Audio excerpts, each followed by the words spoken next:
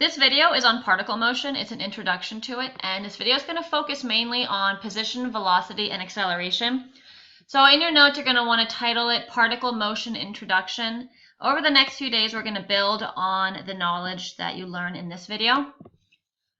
First of all, before we do anything else, let me just clarify that particle motion, you might also hear it referred to as straight line motion or rectilinear motion. Again, we're going to relate position / displacement, velocity / speed, and acceleration. Right now, we're going to consider all motion to be on a straight path. More specifically, we're going to be focusing on movement along the x-axis. So we'll have a little particle, and he'll go back and forth along the x-axis. There might be some problems where we consider movement up and down. The key here is there's no curvy path. It's all on a straight path. Before we do this, you're going to have to realize the difference between displacement and total distance traveled. If you've done physics before, then you already know this, but if you haven't done physics or if you forget, this will help you. Displacement is net change of where you are after you've moved. So let's say you are somewhere on the x-axis, you move 10 meters to the right, and then you go 10 meters back. You're right where you started, so your displacement is 0, even though you've actually moved 20 meters. On the other hand, total distance traveled is kind of like the odometer on a car. So if I'm getting in my car and I drive to work and I drive back, I'm back home again, my displacement is 0, but the odometer on my car isn't 0. It's tracked all the miles I've gone, and it's my total distance. So it doesn't matter if you end up where you started. So total distance traveled, if I go 10 meters to the right and 10 meters to the left, it's 20. However, the displacement is 0. So keep that in mind as we do problems like this. That will become more important when we revisit particle motion in the spring when you know how to do integrals. On this slide, I have a chart for you. This will take up most of a page. Make sure you write this down very neatly. It's 3 columns. And this helps organize everything that you must know to do problems like these. We have position or displacement, we have velocity or speed, and we have our acceleration. Let's focus on position and displacement first. So position is a scalar quantity. There's no direction involved. The AP exam will usually refer to it as S of t. I'm not sure why they use S, but they do. It's the position. Most books will use that as well. Position, it can be measured in feet, miles, meters, some unit of distance. And position is going to show your position on the x-axis, or it could be in the air, but mostly the problems we do is going to be on the x-axis, like this. And let's go to a typical, where's my cursor? A typical graph of a position graph. Now, I'm not writing down every comment that I'm going to say, so make sure that you're listening closely, and anything I say that's going to help you, just jot it down underneath the graph. This is a typical position graph. Notice I labeled it S of t here. The way you read a position graph is, for example, at t equals 2, so at 2 seconds, my position is at 3, or my particle is at 3 on the x-axis. So like right here. This is not the path that the particle goes on. So it's not like the particle is moving like this. The particle is moving back and forth on the x-axis. What this tells you is it represents where you are on the x-axis. So for example, at 1 second, I'd be at like 3.5. At maybe 3 seconds, I'd be at 0.2. Here, I'd be at 0. So it tells you where you are on the x-axis. Next, let's focus on velocity and speed. Now, velocity is a vector because it has magnitude and direction. That's key here. It's going to be referred to as v of t because velocity is typically measured in something like feet per second, miles per hour. It's some rate of change. And velocity, we already know this now, but just to emphasize it again, velocity is the derivative of position.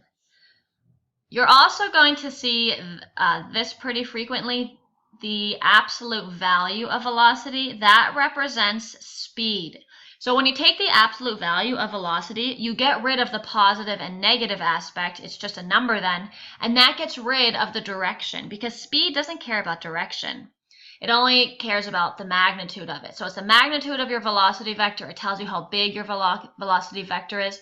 So speed is actually scalar. There's no direction involved. So for example, if I'm moving 50 miles per hour to the right, and then I'm moving 50 miles per hour to the left, your velocity is different. So if I'm moving 50 miles per hour to the right, that's positive 50. If I'm moving 50 miles per hour to the left, that'd be negative 50 miles per hour, because velocity cares about your direction.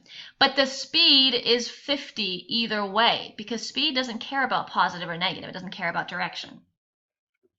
Here's a typical velocity graph right here. So pause the video and draw this neatly. You could have paused it to begin with, but if you haven't paused already, pause it now, draw this, and then play it again so you can listen to my comments and add anything that you need to.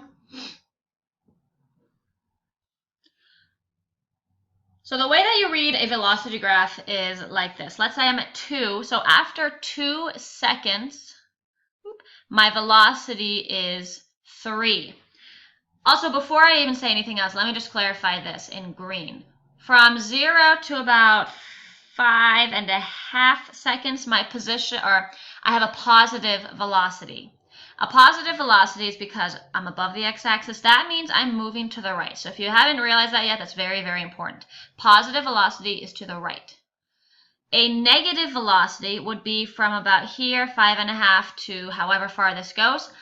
I'm below the x-axis. A negative velocity means you move to the left. So let's keep reading here. At 2 seconds, my velocity is positive 3. That means my particle is moving to the right at 3, what am I in, feet per second. Again, this has direction. On the other hand, if I am at 6 seconds, so after 6 seconds have passed, I'm at -1. So my velocity is -1. That means I'm moving to the left at 1 foot per second. Last column here, we have acceleration. Acceleration is also a vector. That means it has magnitude and direction. We're going to refer to it as a of t for acceleration. This is measured in feet per second squared, miles per hour squared. It's the rate of change of velocity, and acceleration really tells you how fast the velocity is changing per time. We kind of have gone over this before. Acceleration is the derivative of velocity, meaning acceleration is the second derivative of position. Let's read this acceleration graph. Pause it quick, make sure it's written down, and then add any comments that you need to. For this acceleration graph, I have seconds and meters per second square. So the way you read this, for example, is at 2 seconds, my acceleration is positive 1. And that means for every 1 second, we increase our speed by a meter per second. So for every 1 second, I'm going 1 meter per second faster. And if I'm at 4, I'm at -3. So after 4 seconds, my acceleration is now -3. That means for every 1 second, my velocity decreases by 3 meters per second. One important thing to realize is that just by looking at an acceleration graph, you can't tell if you're speeding up or slowing down just by looking at this. You also can't tell if you're moving left or right. Again, you can't tell if you're speeding up, speeding down, moving left, or moving right. We're going to talk about that on the next slide, but just looking here, you don't have enough information. The only thing you do know is that from here to here, your acceleration is, your acceleration is to the right. From here to here, your acceleration is to the left. You don't actually know anything else. Last slide is here. So on this slide, I have one graph I'll talk about briefly. This graph is going to be very, very important. We're going to use spaghetti strands to re-emphasize what I'm going to say now. Under the graph, I have some comments. We're going to get to those later. Well, at the end of this video, I should say. Let's just start with this little graph. This is a quick graph. This is the same graph with much more detail. Here I have some velocity graph. Doesn't really matter what it's for, but I have velocity and time. I'm just going to re-emphasize here that in the red shaded region, my velocity is positive, and that means I'm moving to the right, or you could say up, because my velocity is positive. That just means above the x-axis. I'm not worried about the slope of the velocity right now. I just want the value of it. They're all positive y values, so my velocity is positive to the right. Right here, my velocity is 0. That means for a moment, my object has stopped just for a moment. And then my object starts to move left because I have negative velocity.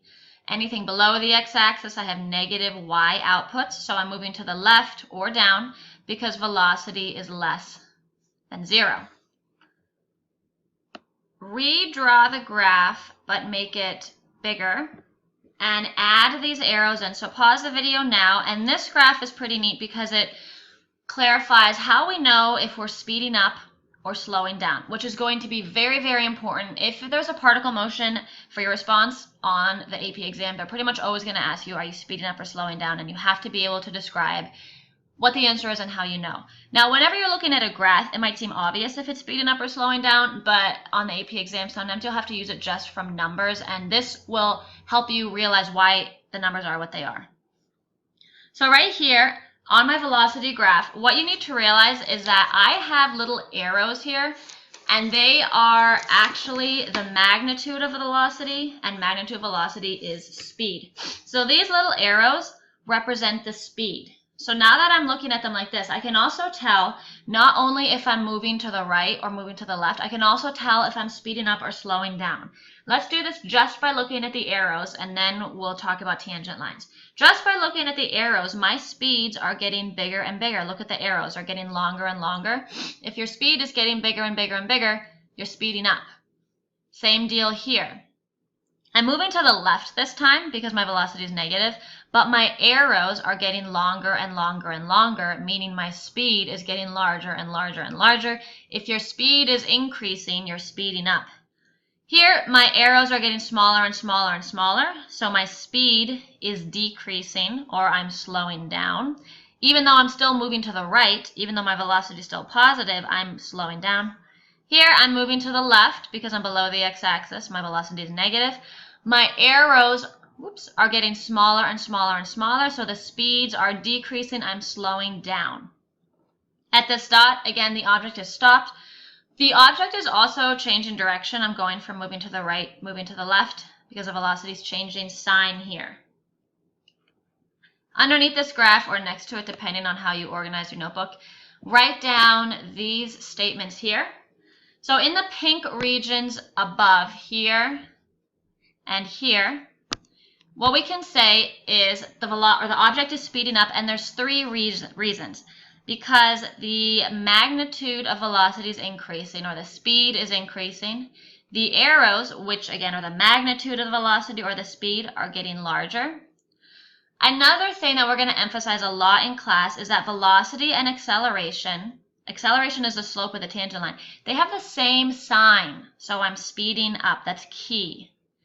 In the blue regions, so the blue regions were here and here. So in the blue regions, write this down. My object is slowing down for three different reasons. My speed is decreasing. The magnitude of velocity is decreasing. The arrows, which represent speed, are getting smaller. And velocity and acceleration have opposite sign. The last thing I'm going to do in this video is say one more thing on here, and then we'll get the spaghetti out in class. So on our graph here, from here to here, my velocity is positive because I'm above the x-axis. Picture tangent lines. The tangent line to velocity is acceleration. They all have a positive slope, so my acceleration is positive. From here to here, my velocity is still positive because I'm above the x-axis. But if you picture tangent lines to velocity are acceleration, or the slope of tangent lines, they're all negative, so my acceleration is negative. Here to here, my velocity is negative because I'm below the x-axis. My tangent lines also have a negative slope, and the slope of velocity is acceleration, so my acceleration is negative.